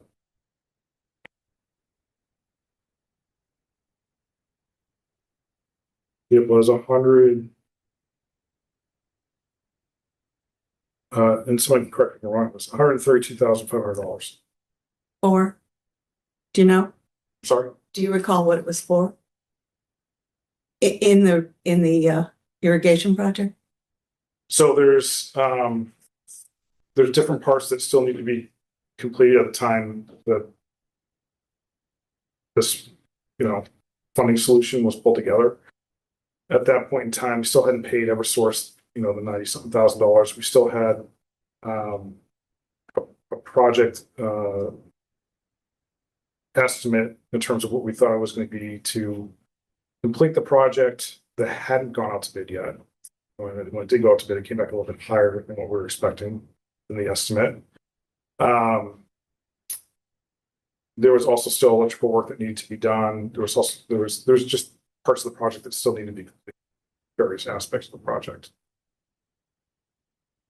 Thank you. Yeah.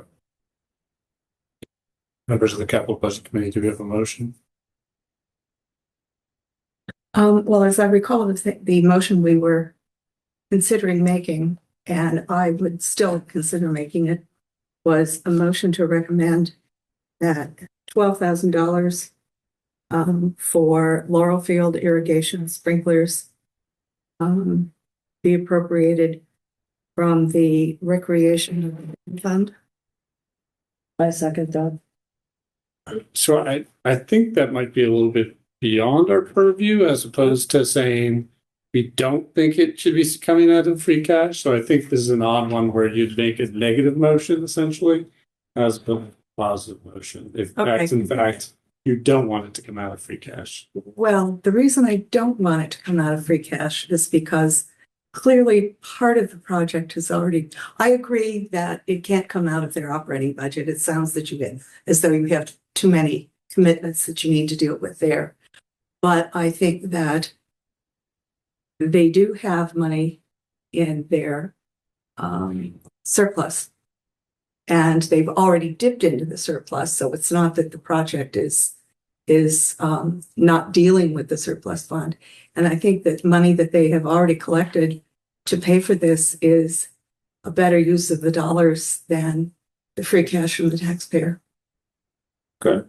So I think again, the best way for at least our committee to probably handle that is to make a negative motion to say not free cash. Okay. Would you like me to rephrase that? It hasn't been seconded. Could I just chime in for one quick second? Sure, please. Could you just have no action? Yeah, I mean, look, at the end of the day, like we're just trying to recommend to the town what we think should happen. Yeah. And so it is a proposal. It's not even a motion in front of the town at this point. So I guess we're just sort of opining on our thoughts more than anything. So And this is what happens when a last minute thing comes in too. Yeah. And I would also say, I don't think we oppose finding money to pay for the sprinklers for the system. And I think that if we recommended take no action, it would imply that we oppose the project. right. So when we at least phrase it as maybe supportive of the project, but not free cash, I think that's probably the furthest we could do within our purview of our committee in terms of pointing to like a revolving fund versus operating fund. Okay. Yeah. I'm willing to do that. Whomever wants to make a motion, otherwise, I mean, I guess I could, but like if you guys want to phrase it up the way you think is appropriate. I make a motion I move to recommend that $12,000 be appropriated to purchase the Laurel Field irrigation sprinklers, but that it not come from the recreation surplus or what? Not come from free Come cash. from cash. Oh, not come from free cash. I beg your pardon. And it would not be the sprinkler system. What is it? The Travel. property. What? Okay. And it doesn't meet our criteria for borrowing. Yeah. So, Yeah, that's the other problem is typically a capital item is $25,000 or more. I second it. okay, so all those in favor of recommending to the town that the town appropriate $12,000 for the Laurel irrigation sprinkler in a manner that is not either borrowing or exempt borrowing or free cash, say aye. Aye. Aye. So I think that's a 3-0. Actually, I take that back. I am a nay. So it's a 2-1. My speaking is, I believe that ultimately, if free cash is the best thing for this, that it's still okay for the town to use free cash for it. So I'm not going to vote no free cash. So, all right, I think that is all of our capital budget items. Thank you very much, Advisory Committee, for indulging us to meet jointly, and hopefully I know I've gained from hearing all of the conversation discussion that you guys have had on these items. So I really do appreciate it. Thank you very much. And thank you very much to Sean, Jeremy, Pam. I know Deb's there somewhere too, and Recreation Dave for appearing in front of us. And with that,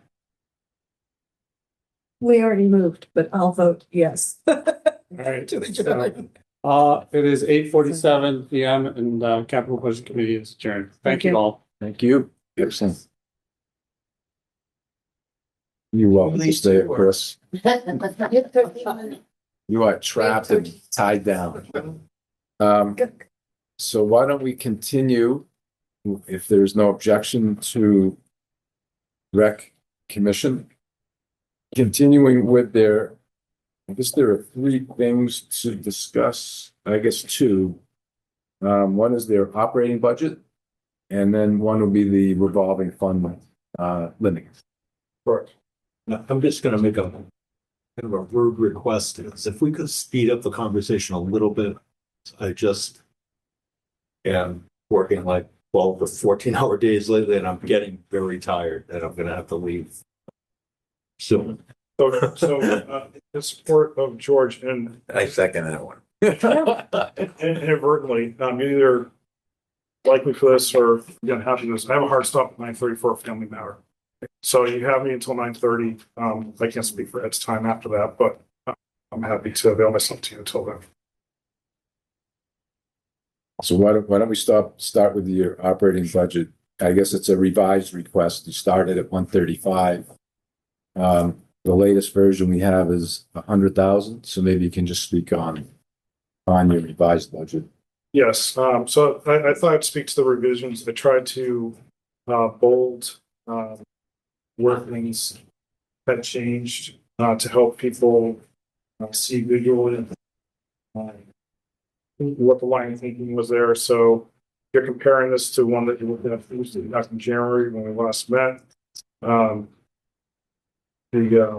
Where there's bold comments is intended to highlight those changes. So one of the things Recreation has been trying to wrestle with is what can we, this is in part because of discussions at the townwide against the levy limit, but also in part because of our revolving fund and being able to attach more of our budget against the revolving fund. So what got moved over to the revolving fund, and this was after additional analysis was done when I last saw you.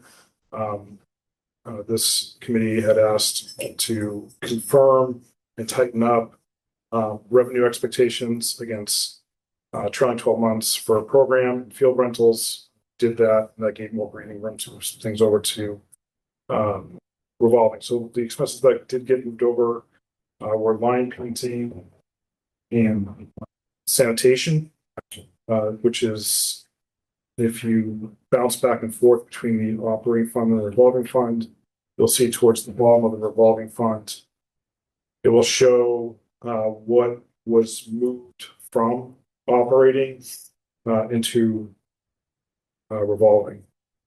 The other thing that was moved into revolving, which shows up on the bottom left, was anticipated fiscal year 27 field maintenance items. First one Well, let me do the easier one first. The seasonal diamond preparation. So every spring, we spend money to prepare the fields, to bring in new materials, to groom, and to get the field set up, all 4 diamonds for the subsequent season. So this was being covered operating. This got moved over to revolving. So if you look in the middle of the revolving tab versus maintenance diamonds, that's where that got located too. And then finally, this was the Pheasant Field treatment. Pheasant Field is the one that has the porous drainage. Of the $14,000 of cancellations we had last spring, over $10,000 was attached to Pheasant, even though it only has 2 fields at 199, 111. Less than $4,000 came from the 9 fields over at Laurel, and that was predominantly due to the poor drainage at Pheasant. So the remediation that's recommended to cure that is a treatment that may take multiple years. I was asked at the last advisory meeting in January whether, it's an apple and orange, it's an operating expense, it's a capital expense. It's really, you can make an argument for either. The way we're handling it is to label it as a semi-recurring expense. So if you look at the bottom of the revolving funds, we don't have it listed above where we have recurring expenses listed for the revolving fund, as well as recurring revenue above it, which kind of balance out the line, so to speak, because we believe this is something that we are hoping or may eventually go away. And so we're treating it as, a semi-recurring, non-recurring expense and having it below the line, so to speak. We still show the impact overall to what the expected revolving fund would be at the end of the fiscal year of 27 if we move forward with the budget as proposed. That 105 at the bottom right of the revolving fund tab, which is net of that Pheasant Field treatment. If we take the sprinkler from that, that'd be $12,000 less than instead of 105 and closer to 93. That's the math right. So that's the movement of with the increase of sort of a true up, if you will, of what we expect for program revenue and rental revenue, looking at what we did the previous 12 months. If we're as successful or more successful, those are the revenue expenses that we have with revolving post operating.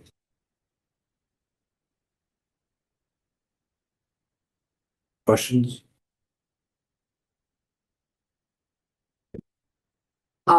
So I've got 2 versions in front of me. 3 actually. 135, 67. Yep. And 100. Correct. And I think that's like a significant movement, right? And I'm like comparing both sheets in front of me, actually, all 2 sheets. And the 2 numbers that are triggering it is the Fessenden Gates playground fencing and the field maintenance. Am I right? Are you talking about the difference between? What is actually getting it from 67 to 100? Okay, so I'll point out where that. But I mean, I see the number. Yeah, let me tell you where the delta is. So I see the numbers, but it's gone from 41,000 on rec field maintenance to 66,000 in the latest version. Correct. And if I pull up the old one, and I can't even find it now, what was the first number that you began with from the field maintenance? So, are you asking for? I'm trying to understand why such a significant difference in every draft that is coming in, because only 2 numbers are moving. One is the Fessenden Gates and playground fencing, and the other one is field maintenance. Right. So the field maintenance is probably, we'll start with the field maintenance. So the one that had the 67,000 assumed 4 applications of fertilization and weed control and assumed 1 application of overseeding. And so the one that has on the most recent one, it's probably the word. The Recreation Commission in the discussion they had last night at their meeting in reviewing the draft budget that was at 67,000, decided that it made more sense to do what is recommended versus, so you have a new irrigation system that should be online fiscal year 27. And their viewpoint was in the discussion, we should try to do what is recommended with this system and see if we can get our fields right versus trying to cut it too close and not knowing for sure whether, this is going to be effective or not. So that was the rationale. And the same thing with the overseeing. So if you look at what recommendations are for high use athletic fields and what they recommend for fertilization, what they recommend for overseeding, this is what's recommended. So when you look at it at 67,000, you're actually doing 2/3 or a half of what's recommended. And that difference is 25,000. So that difference on the field maintenance side is 25,000. The other $8,000 difference was on the facility maintenance and repairs. So for facility maintenance and repairs, we already know without inflation, looking at estimates that were developed in the past 3 to 6 months, that the pheasant gate replacement and the playground fencing is going to cost at least $12,000. So if those estimates don't change, you're going to use up every dollar of that. And so the Recreation Commission thought it'd be more prudent to have additional funds in there for other things that will inevitably come up. We have other repairs that will need to be made. So it is a generic facility maintenance. It's not specifically for something. So in the past, it's been generic. I'd say for this, it's actually both. Because there's a note saying pheasant and gates and playground. So we know those have to be done. They were behind on facility needs. Wait, thank you. Jeremy, can I ask you a question on this? Where does this movement from 67 to 100 put us from an overall? Sorry, I don't mean to put you on the spot. You've asked. It put some new numbers into the model. Including this 100,000 as opposed to 67. Also, there was a request for us to look at what we had estimated for revenue from local receipts. Given the world situation right now, we might want to reconsider what we were estimating for local receipts, drop that by a modest amount. In doing so, and including a couple other adjustments that need to be made in other budgets, your excess levy capacity in the model right now says you have $2,000. Thank you. That's basically the same. Yeah, that's what I was thinking. $1. That is what I was going to.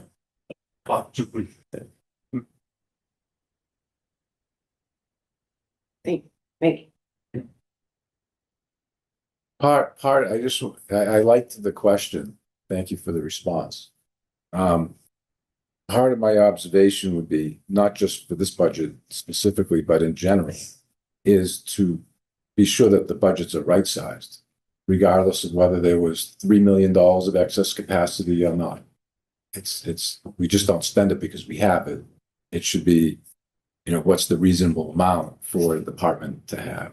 So, other questions? I just have one quick one. So it looks like that you have the revolving fund breaking even, that your revenue is 212 and your expenses are 212. So, plus the 37.5, I'm sorry. So the pheasant, yes. Yeah, okay. Yeah. So the budget,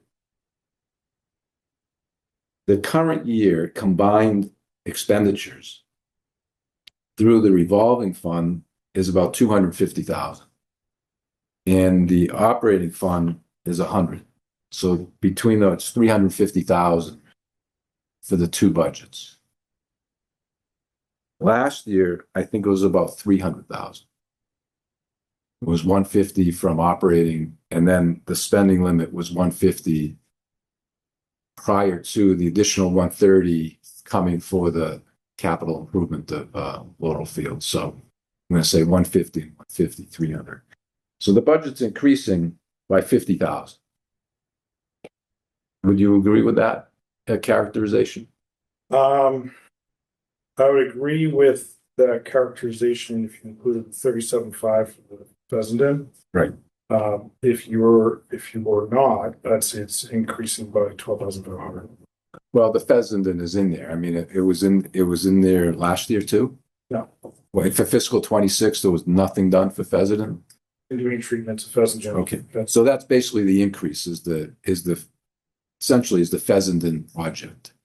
That's what most of it is, yes. Yeah, okay. There was no fertilizer or anything done at Fessenden? No, that's not what we're saying. Oh, treatments. We're saying that the treatment to address the drainage issue. Okay, all right. Okay. Sorry. Okay. Just.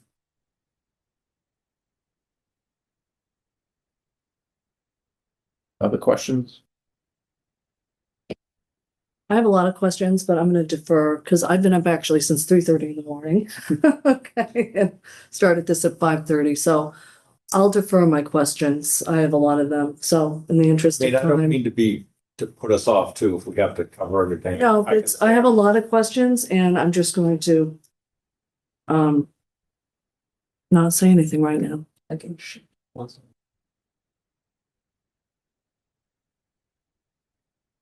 I have questions. I have questions that still, I was looking at, some of the, let's see.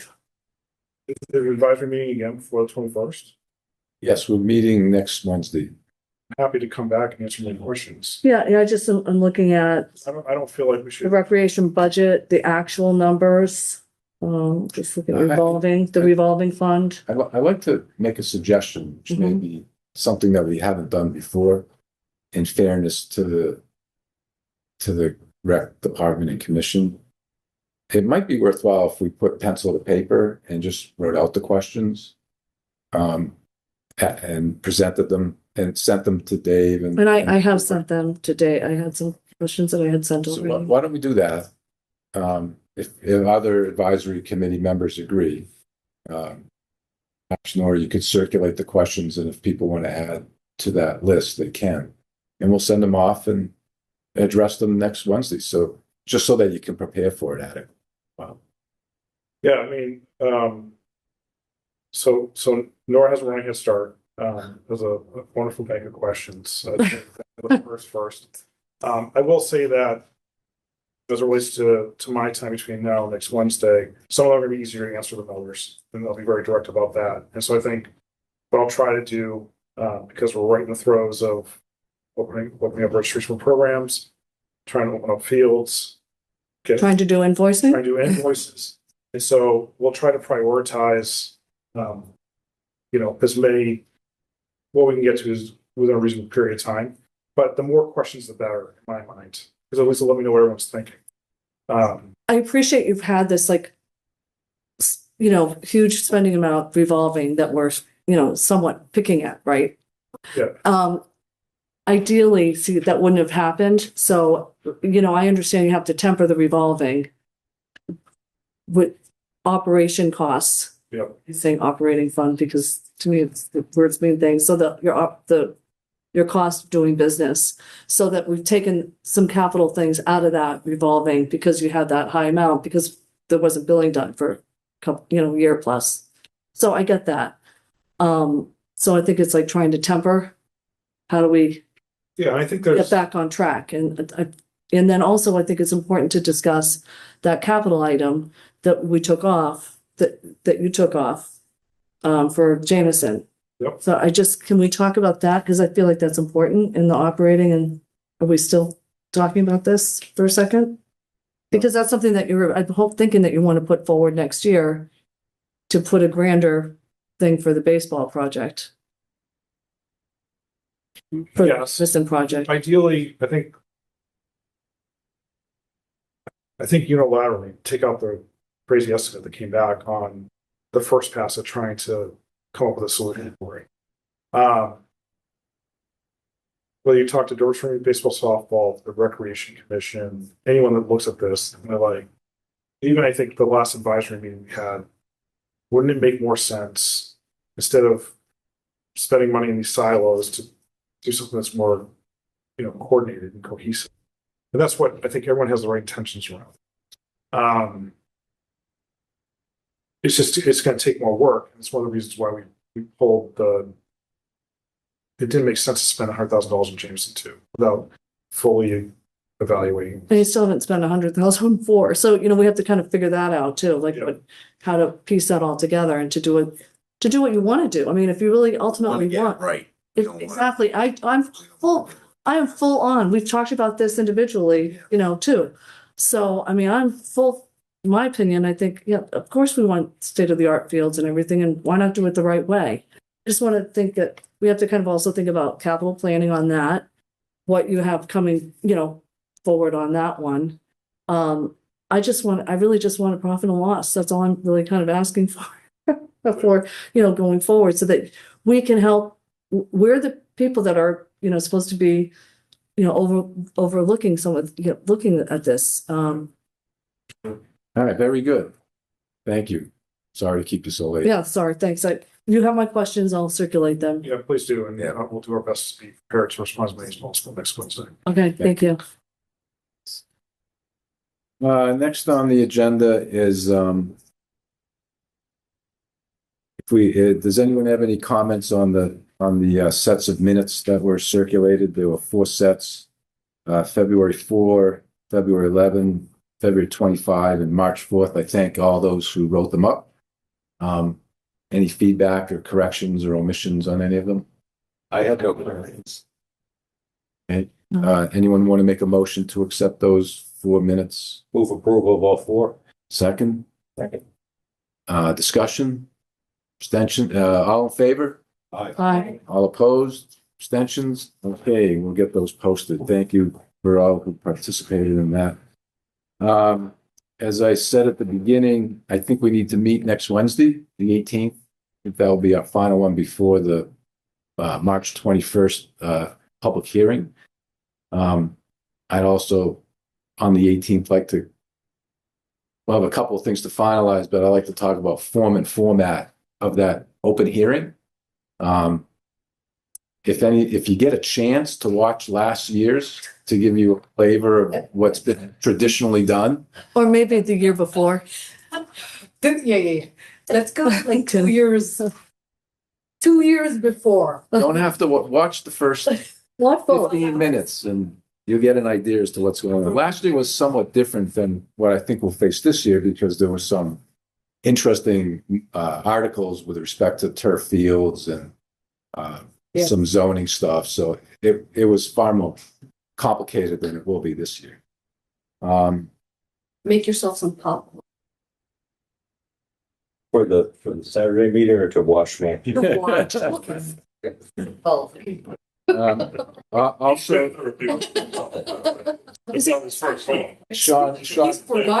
Sean, while you're here, at the 18th next week, will you want to be presenting a reserve fund transfer request? Yes, I actually sent you an email recently. Okay. In the past hour, Okay. asking for that because Pam has confirmed that Elder Housing will be meeting on Tuesday, so it'd be great if we could do that Wednesday. Okay, so we'll have 2 that I know of requests for reserve fund transfer. One for the Leland Woodhaven water project, and the other will be for some fire engine repairs. I don't know of any others at the moment. For tuition to. Oh, correct. Tuition for. For Gaggy. Yeah. Well, no, it's agricultural. Vocational school. Thank you for reminding me of that. Okay, who will present that, by the way? Deb, myself, and we'll see if we get some from the schools. Okay, the chief will do the fire engine. And Sean, you're gonna do the water project, okay. So let's jump over to advisory member reports. Anybody have anything that they'd like to bring up? I have one, I mean, and forgive me, I'm gonna read a prepared statement just because I want to be concise and complete. So I want to address statements made by the select board at their February 26th meeting. I want to be clear that these statements were not random comments. They were part of a substantive select board discussion of the budget. They received vocal support from select board members with no dissension. I know Stephen responded to them last week. I was in agreement with what he said. I thought what Stephen said was kind, generous, and reminded everyone that advisory is committed to taking the high road. I want to be clear that I am not criticizing or second guessing what Stephen said. I did and do admire those remarks and Stephen for making them. I have already told Stephen what I'll be saying tonight. I'm speaking tonight because a few things have changed for me since last week. The first is that I did not realize last week that not everyone on advisory knew what was said at the select board meeting. It affects advisory as a body, and that's why, with Stephen's knowledge, I sent the link to you all. My thanks to those who listened. The second is that it took some time, but I saw that there is a significant implication for advisory in those statements. One I think we should understand. And I've spoken to a number of people whose opinions I value here in Sherborch and elsewhere to get a broad perspective on it all. I won't talk about the policy side of the select board's discussion on their thinking on the budget. My focus is on specific statements made about the budget process and advisory's role in it. The budget process is not meant to be adversarial or even a negotiation, though some budget major makers have treated it that way at one time or another. It is supposed to be a cooperative, collegial process in which budget makers, who are town employees, work with advisory in order that advisory can, in good conscience, send a budget to the voters that respects the needs and desires of the residents and which ensures proper spending of taxpayer money. The chair of the select board referred to what advisory does as pressuring budget makers. And he said that the select board would support budget makers who, and I quote, push back against advisory. Those words frame the budget process as explicitly adversarial. And since he said that the select board was issuing, quote, a directive to that effect, the select board was not only painting the process as a fight between advisory and budget makers, the select board was picking a side in that fight. There is a lot to unpack in all of that, but the most germane point for me is that the select board is undermining the authority of advisory in the budget process. Beyond the obvious problems with that, there is the implication I mentioned. Advisory is more than a finance committee. The town bylaw, which established the advisory committee, gives advisory the right to investigate the books, finances, and management of any town department at any time, and to hire independent help to perform investigations and inquiries. That makes us an oversight body. But we do not have a budget. In order to hire independent help, should we feel we need it, advisory would need to go to the select board to fund what would, in fact, likely be an adversarial process between advisory and a town department. Given that the select board has already put itself on the side of budget makers, that is, town departments, in opposition to advisory, I don't think that advisory could go to the select board with a request for investigatory funding and reasonably expect to get a fair hearing. So with these statements and its position, the select board has compromised the ability of advisory to act in both its budgetary and oversight capacities. In effect, or in other words, they have kneecapped advisory on two significant fronts. I think this is completely unacceptable. And I feel that for me to continue with business as usual is to tacitly accept this. I will not do that. I firmly see that as a matter of principle, so I will be resigning from advisory. My frank opinion is that advisory as a body should also not accept the unacceptable. But I know that people have different views on principles and duties, so I will not try to make that case. And I would say it has been an honor and a privilege to be part of working for Sherborne's benefit, and it has been a pleasure serving with you all. Thank you.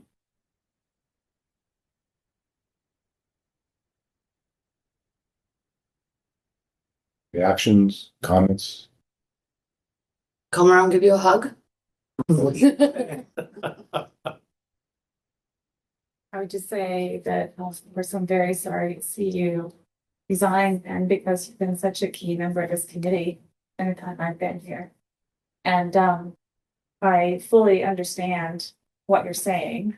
I agree with it. And so I didn't try to talk you out of it. I hear what you're saying. Thank you for all of that. Well, I, for one, have been very tempted to resign, especially over the past, starting last summer. I don't need to go into details, but many people know. I decided not to because I thought I have, and again, this isn't on you, but that I feel like I have a duty to stay the course. I was actually very upset when I was actually listening to it live, as I think you were on that call live too, on the select board here. I couldn't believe what I heard. And I re-listened to it just to make sure. And I actually am working on a letter to send to talk about my feelings. But, it's our statutory responsibility, I believe, to, we're not supposed to be, we're not obstructing, it's just accountability. And I understand what you're saying, but I think that we can make a positive, we're in a state, I think we're in a fiscal crisis. We're going to be doing this next year. We're going to be having the same thing. We're just trying to we had a directive. I'm sorry, wasn't really prepared to speak about this, but I'm just now speaking emotionally. So that's why I didn't go into it with recreation. But we had a directive from select board. We don't want to be in, 2.5 override. And we're just trying to help budget makers and help our town not get there. But at this point, it's very frustrating for us to be the bad guys. Is there a way that as a committee, I recall when I first joined this committee, very beginning, there was a letter that this committee wrote to the school board over an issue that the committee felt was mishandled. And so I wonder, is there an opportunity for us as a committee to also write a letter or put something out there on this topic? Is there an opportunity? Would we want to do that? What do people think? I mean, what is the right response? I think it'd be a shame for there not to be a response. Yeah. So I think you'd have to put it on the agenda, Stephen, for a later meeting, because it goes beyond committee reports. I think it would have to be an agenda item for a future meeting, properly noticed, and people would have the opportunity to come and observe or comment if they wanted, and it to be taken up by a group. I think talking about that topic now kind of goes beyond committee member. By way of committee member report, with Penn's resignation, that sort of dissolves the subcommittee that had just been formed, really, because it leaves 2 people on it. We've only had the 1 meeting. So I don't know how that committee could go forward. I would note Penn's been at this longer than I have. And Penn had noted some issues of substantial concern in those before that subcommittee. So I would encourage at the least that maybe Penn provides something in writing to this committee, and I think it's too much to address before budget season and town meeting. But I would recommend that if Penn's willing to do it as a private citizen now, he provide his report or findings to this committee, and that we take it up as an agenda item at a future date, and then decide what to do with it, if anything, whether refer it to, ask for further study. Or I remember many years ago, DOR did an audit of town government, and that was very useful. It was proposed by somebody who I respected him a lot. He kind of initiated it, Tom Twining. He passed away unfortunately too early. He got a fatal medical condition, but he had initiated a process, and DOR did sort of an audit, and some very good best practices came as a result of that study. It was very serious minded, and they did interviews, and some great changes came from the government as a result of that. So it would be maybe something to think along those lines. But, again, just by way of committee report, I'm reporting basically that subcommittee is basically hereby dissolved with Penn's resignation. And I would recommend that we take up Penn's report at a later date, if you're willing to put that on the agenda for a later date. Sure. Thank you for those comments. Others?